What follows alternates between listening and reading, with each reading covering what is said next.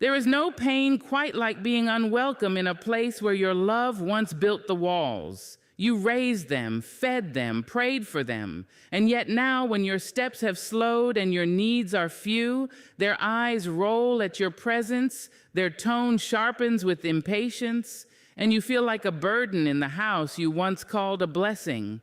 If you're in your final chapters, let me ask you something. Why go where you're not honored? Why shrink yourself just to be tolerated by your own blood? Aging is not a tragedy, it's a triumph. But many treat elders like expired wisdom. And if you allow that kind of dismissal to continue, you don't just lose peace, you lose yourself. Stay with me because this isn't just a warning, it's a liberation. And you need to hear every word. Age, when lived with intention, becomes a sanctuary, not a sentence. There is a quiet revolution that comes with growing older. It is the wisdom that no longer needs to shout to be heard, and a kind of peace that no longer asks for permission to exist. When you reach a certain point in life, after all the sacrifices, sleepless nights, and years spent tending to others, something inside of you changes. You stop seeking validation. You stop chasing invitations. You stop trying to squeeze yourself into rooms that no longer feel right just because your name was once written on the walls. You begin to understand that peace is not something others can hand you. It's something you claim, even if it means walking away from everything familiar. There comes a time when you realize that being needed is not the same as being respected. That being present in someone's life does not guarantee that your presence is honored. And in old age, this truth stings more sharply because you remember all the times you stayed when you were exhausted, gave when you had nothing left, and forgave when you should have drawn a line. The heart doesn't forget that kind of sacrifice, and yet it still hopes for softness in return. But if all you receive is sharp tones, dismissive glances, and the ache of invisibility, then it is not love you are stepping into. It is slow erosion. Age does not beg. It does not knock on closed doors with trembling hands. It stands in the sunlight, wrapped in the memories of everything it survived, and waits for those with eyes clear enough to see its glory. Because when you've walked through life long enough, you begin to understand that not every connection is worth continuing, especially the ones that cost your peace. And no bond, be it by blood or memory, should ever make you question your own dignity. There's a dangerous lie we often tell ourselves, especially in our later years, that we must accept mistreatment from our children because they're busy, they don't understand, or they'll come around. We make excuses for coldness. We soften the blows of disrespect by calling it stress or youth. But in doing so, we teach them that love must be endured, not shared. That elders must tolerate, not be treasured. And slowly, we allow the erosion of something sacred, self-respect. You see, peace is not the absence of conflict. It's the presence of boundaries. It's the ability to look at someone you love deeply and still say, no, not like this. It's having the courage to walk away from a place where your presence is an inconvenience rather than a blessing. Because if they cannot see the crown of your wisdom, they are not worthy to sit at your feet. You are not a relic of the past to be tolerated. You are a living library of strength, of faith, of perseverance. You are the echo of every lesson they pretend not to need, but still carry in their bones. Choosing peace in old age doesn't mean you don't care. It means you care enough about yourself not to allow continued harm. It means choosing mornings without anxiety, nights without tears, and days without biting your tongue to maintain false harmony. It means spending your final years wrapped in softness, surrounded by sincerity, and rooted in spaces where your presence is a gift, not a guilt trip.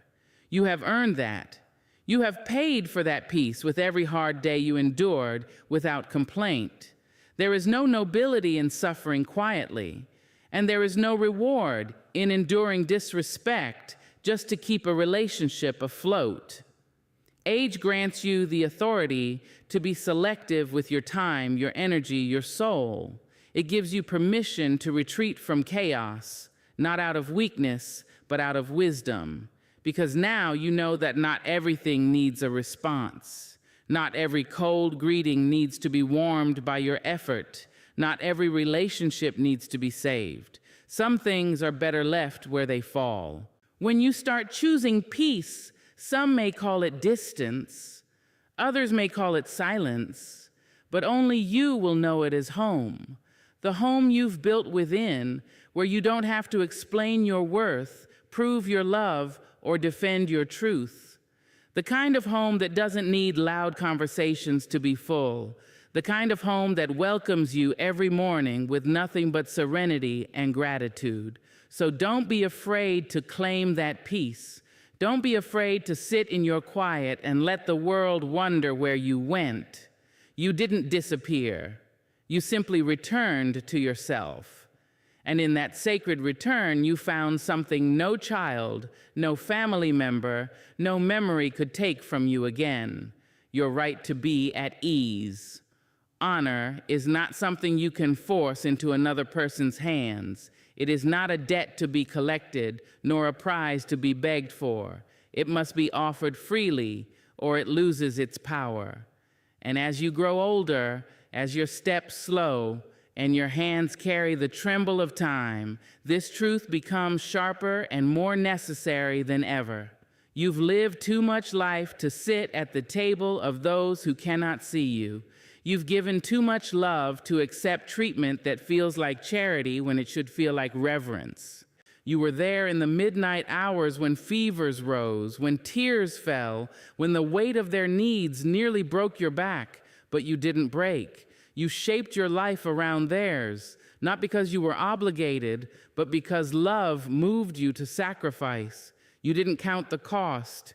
You didn't measure your worth against their appreciation.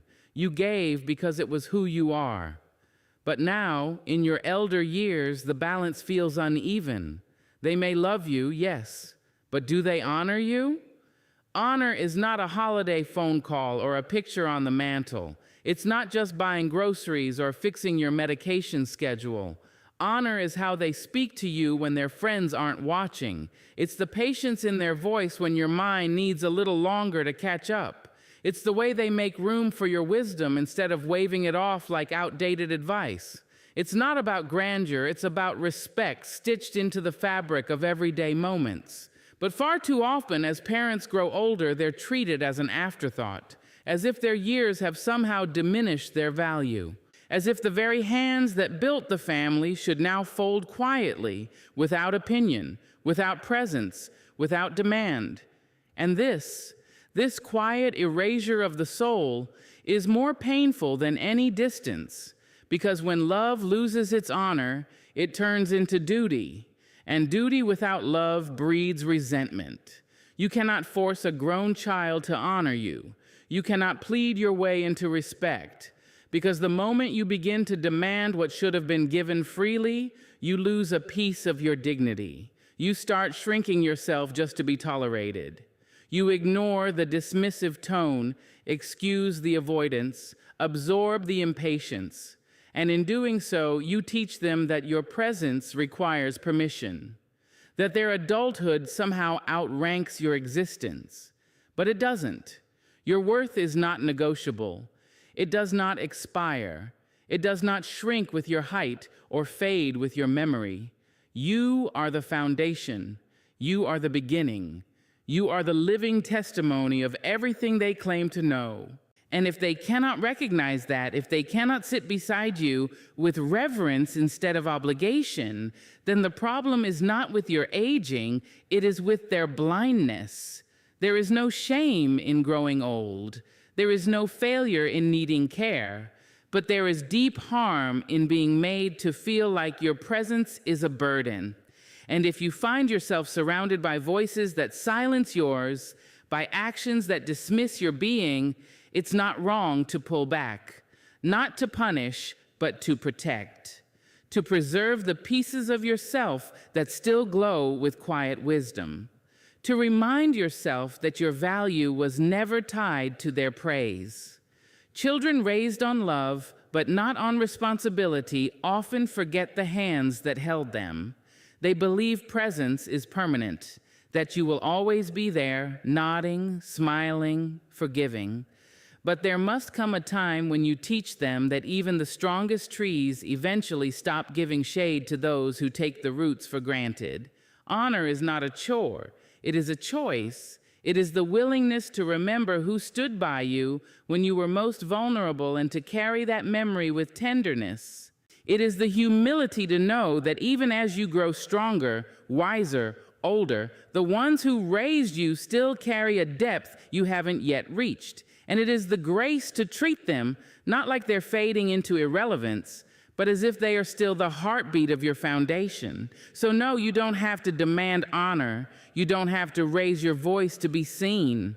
But you do have to believe that your worth is not up for debate. You do have to believe that if the room you enter doesn't lift you up, then your presence should be withdrawn. Not as an act of bitterness, but as an act of dignity. Because honor cannot be begged for. And if it is not given willingly, then it is not yours to carry. And you, in the fullness of your years, deserve more than just space in their home.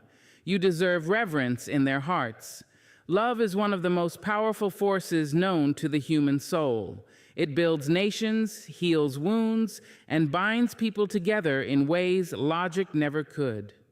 But love, when it lacks boundaries, becomes something dangerous. It stops being a source of strength and begins to slowly chip away at the very person giving it.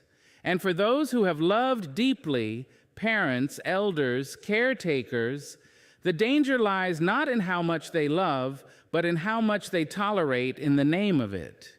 There is a quiet kind of self-betrayal that slips in when you tell yourself, it's okay, they're just busy, or they didn't mean to sound that way, or worse, I'll keep showing up until they see my worth. You bend, you break, you overextend. You accept silence when you deserve dialogue. You accept coldness when you deserve comfort. You accept distance when you have given everything to bridge every gap. And slowly, without even realizing it, you start leaving pieces of yourself in places that don't know how to carry them. This kind of love becomes a performance. You show up, you smile, you act like everything's fine because you don't want to create tension. You say yes when you want to say no because you fear what stepping back might cost. But what you're really sacrificing is not the relationship, it's yourself. Every time you make room for someone else while shrinking your own needs, you are not being noble, you are disappearing. And no love, not even the kind you birthed or raised, should ask that of you. When you grow older and the world seems to focus more on what you can no longer do rather than everything you still are, there is already a quiet battle happening within. Your body changes, your role shifts. You go from being the provider to the one who needs support. And in that transition, many start believing they must hold on to whatever love they're given, even if it's barely enough, even if it's laced with condescension or neglect, even if it only shows up when it's convenient. But love without boundaries is not love. It's obligation, it's guilt, it's fear wrapped in affection. And when you continue to give without ever receiving, to forgive without reflection, to tolerate without speaking up, you are telling yourself that your needs don't matter, that your pain is less important than their comfort, and that is the deepest betrayal you can commit, the betrayal of your own soul. You must understand that setting boundaries is not a rejection of love, it's the protection of it. Boundaries are not walls to keep people out, but lines drawn to keep your spirit from being depleted. When you say, I won't accept this tone, or I won't be spoken to like this, or if you don't have time for me, I'll find peace elsewhere, you are not severing ties. You are demanding that the relationship grow. You are saying that your presence is not to be taken for granted, that your years deserve reverence, and that your heart is not a doormat. Some will not like this version of you. They will say you've changed, that you're being distant, that you're being selfish. But what they really mean is that you've stopped allowing them to drain you, that you've stopped participating in the unspoken contract of one-sided love. And they'll resist, they'll push back, because your boundaries make them confront themselves. But let them sit with that discomfort. Let them wrestle with what it means to truly honor someone. Because if they love you, really love you, they'll adjust. They'll come closer with softer hands, with deeper understanding, with real presence. And if they don't, then your boundary saved you from a lifetime of being emotionally starved by those you gave your life to feed. You are not too much for asking for peace. You are not difficult for needing respect. You are not wrong for saying, "This version of love is hurting me." You have lived long enough to know the difference between sacrifice and surrender. And there is no badge of honor in loving people who continue to harm you. You don't have to earn love by erasing yourself. You never did. So as you walk through the later seasons of your life, let your love be fierce, but let it also be guarded. Let it flow freely, but never without discernment. Let it uplift others, but never at the cost of yourself. Because the most powerful kind of love is not the one that burns you to keep someone else warm. It's the one that knows when to step back, to heal, to reclaim its worth. That kind of love is not weakness. It is wisdom. Sometimes the most powerful message you'll ever send is your silence.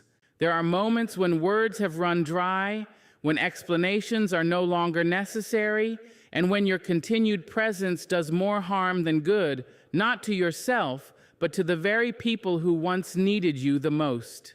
The truth is, some lessons are only learned through absence. When love is always available, it gets taken for granted. When your footsteps are always near, they stop being noticed. It's only when you stop showing up that people begin to ask where you went, and more importantly, why you left. You spent years showing up for birthdays, graduations, emergencies, heartbreaks, late-night calls, and forgotten favors. You gave even when you had little left for yourself. You loved when it was inconvenient. You stayed when you felt dismissed. You smiled when your heart was bruised. You did this out of love, real, unconditional, selfless love. But even the most selfless love needs air to breathe. And when it becomes suffocated under the weight of expectation and ungratefulness, something has to give. Many people don't realize how much they depend on your presence until it's no longer there to cushion their falls or to quietly fill the empty space. They assume you'll always be there because you always have been. And in that assumption, they stop listening. They stop seeing you. They begin to speak over you, to treat your wisdom as outdated noise, to invite you out of obligation rather than desire. They start believing your love is a given, not a gift. But presence is not permanent. It is a choice, a sacred, deliberate offering of time, energy, and soul. And when your presence is no longer met with honor, you have every right, no, every responsibility to withdraw it. Not as punishment, not out of spite, but as a boundary, a necessary reset. Because sometimes people only recognize the weight of your presence by feeling the void of your absence. When you remove yourself from spaces where you're no longer valued, it forces others to confront their own behavior. It invites reflection. It creates a silence loud enough to echo all the words they never listened to, all the moments they rushed past, all the care they ignored. Your absence becomes the mirror they didn't know they needed, and what it reflects can be sobering. This is not about playing games. This is not emotional manipulation. It's about reclaiming your worth. It's about understanding that love, while freely given, must be nurtured to survive. And when it is not nurtured, when it is neglected, overlooked, or treated as something ordinary, it begins to rot beneath the surface until one day your soul tells you enough. And that quiet enough becomes the loudest decision you've ever made. Sometimes you have to leave the room for people to realize how much light you brought into it. Sometimes you have to stop answering the phone so they remember the comfort of your voice. Sometimes you have to stop asking how they're doing so they remember what it felt like to be truly cared for. And while it hurts, it does hurt, it also heals. Because in your absence, you find yourself again. You remember that your love is not disposable, that your time is not a default setting, that your presence is a privilege, not a background noise. And if they come back, if they ask why you've been distant, why you stopped coming around, why you stopped initiating, tell them gently but firmly. Tell them that you needed to protect your peace, that your heart was tired of trying to be heard in a room full of people talking over you, that your silence wasn't out of anger but out of necessity, that absence was your way of finding out if your presence truly mattered. And if they don't come back, let them go. Let the silence stretch. Not because you don't care, but because you've learned that care without reciprocation is just another form of self-abandonment. Let the distance become your sanctuary, not your sorrow. You are allowed to choose where you invest your spirit. You are allowed to say, I will no longer show up just to be tolerated. You are allowed to step away so others can finally see you clearly. And if they don't, that's their lesson to learn. Some hearts only grow when they are left alone to feel the emptiness they once filled with your presence. Some eyes only open when the light they took for granted is no longer there to guide them. And some people only learn through loss what they refuse to understand through love. So let your absence speak the words your voice no longer needs to say. Let it echo with dignity. Let it teach. Let it heal. Let it remind you and them that you were never invisible. You were just taken for granted, and not anymore. You didn't wake up every morning, stretch your tired limbs, and pour your energy into them just to be thanked. You didn't walk through storms, hold your breath through their pain, sacrifice your sleep, your dreams, your youth, just to be applauded. You didn't build a home, carry their burdens, teach them how to stand on their own, just to be remembered on holidays. You did it because love moved you, because devotion led you, because you believed in giving without keeping score. But still, a part of you hoped they'd see it. A part of you hoped they'd understand one day the weight of what you carried. And maybe they never will, but that has nothing to do with your worth. Gratitude is a reflection of their awareness, not your value. Some people go through life with eyes that only open when it's too late. They don't know how to say thank you until there's no one left to thank. And while that may hurt deeply, it must never make you question the depth of what you've done or who you are. You were worthy before they ever recognized it. You were valuable before they ever said thank you. And you will continue to be, even if those words never come. Their silence doesn't make your love smaller. Their distance doesn't undo your presence. Their forgetfulness doesn't erase your sacrifice. This is what age teaches you if you're willing to listen. It teaches you to separate appreciation from validation. It teaches you that applause is sweet, but peace is sweeter. It teaches you that you can spend a lifetime giving and still not be given your due, and still not be wrong for having given, because the act of loving well is a reward in itself. Not because it feels good, but because it's who you are. Because even when you were tired, you stayed. Even when your hands were empty, you gave. Even when your name was forgotten in their hurry, you whispered blessings in their absence. Some people grow up believing that the ones who cared for them will always be there, unshaken, unbothered, undemanding. They believe love should always be available, like air, present but invisible. And so they forget. Not because they're cruel, but because they're human.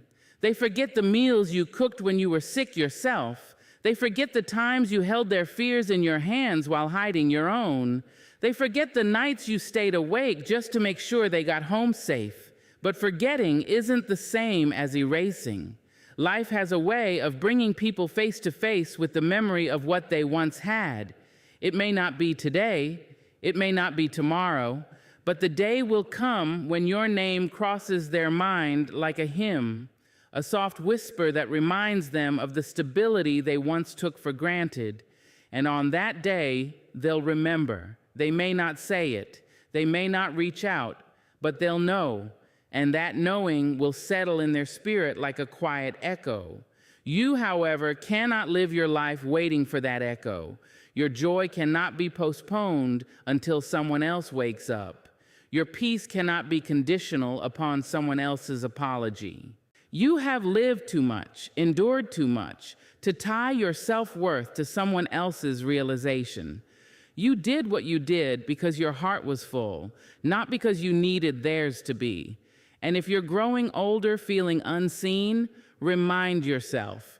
The mirror of gratitude is often fogged by immaturity, distraction, or simply a life moving too fast. But just because someone didn't see you doesn't mean you weren't there. Just because they didn't say thank you doesn't mean you didn't deserve it. You were never doing it for applause anyway. You were doing it because something inside you refused to let love go undone.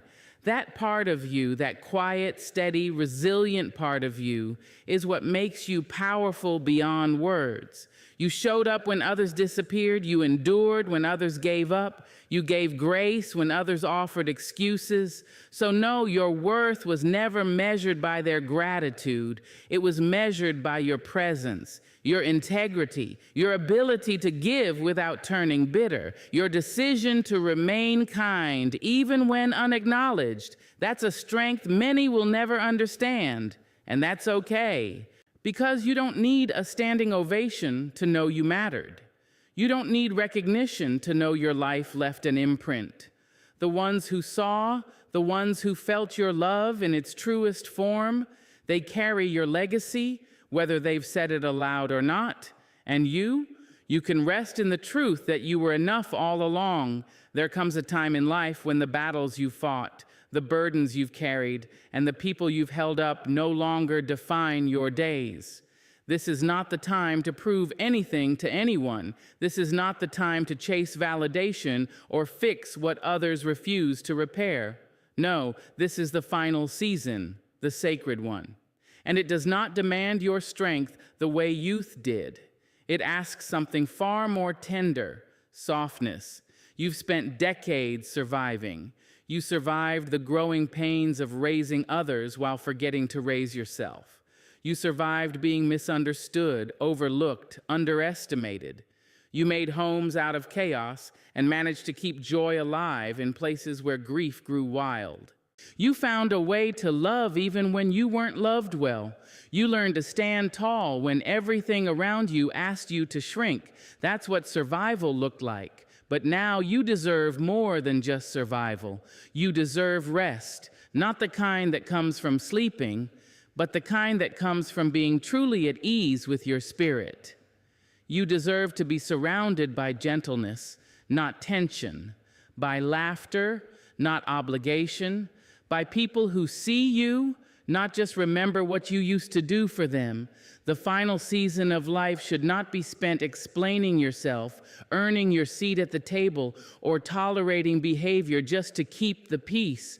That peace must live within you now. It is yours to guard. Let them call it distance. Let them call it detachment. But you know better. It is discernment. It is wisdom that tells you which rooms to leave quietly, which conversations to no longer pursue, and which relationships must be loved from afar. You don't have the time left to pretend. Pretend you're okay. Pretend you're not hurt.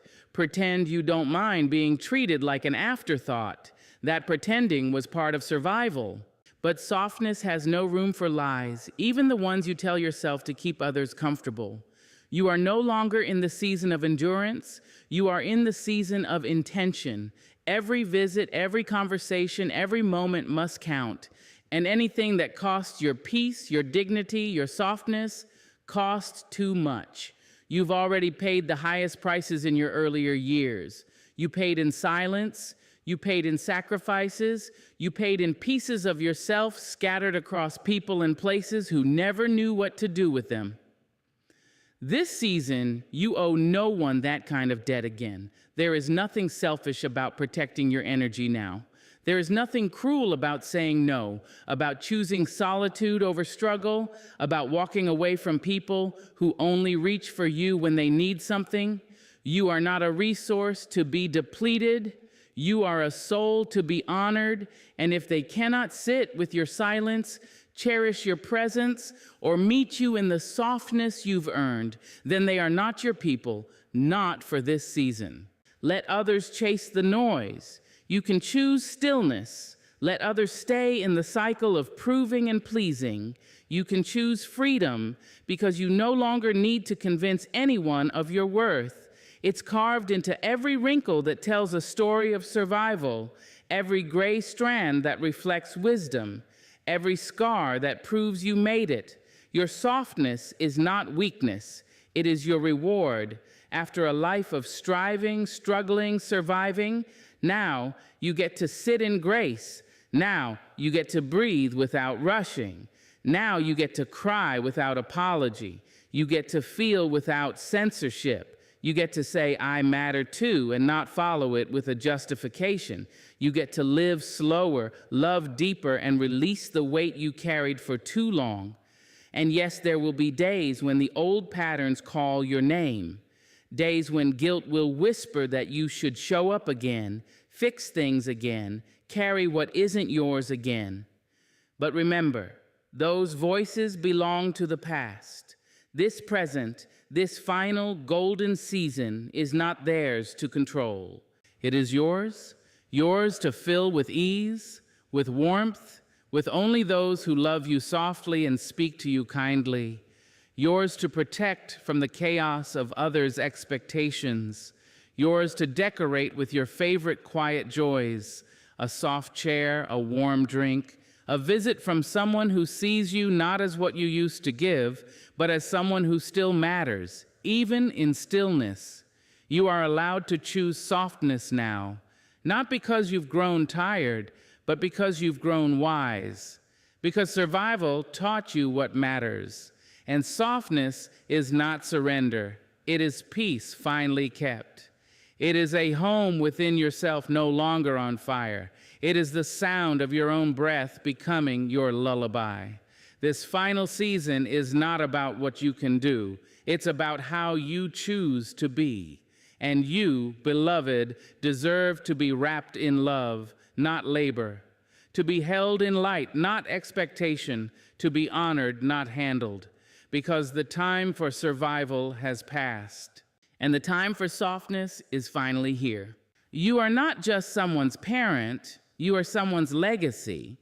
And legacies are not meant to beg for acknowledgement. They stand tall, even if alone. So don't visit places that forget your worth.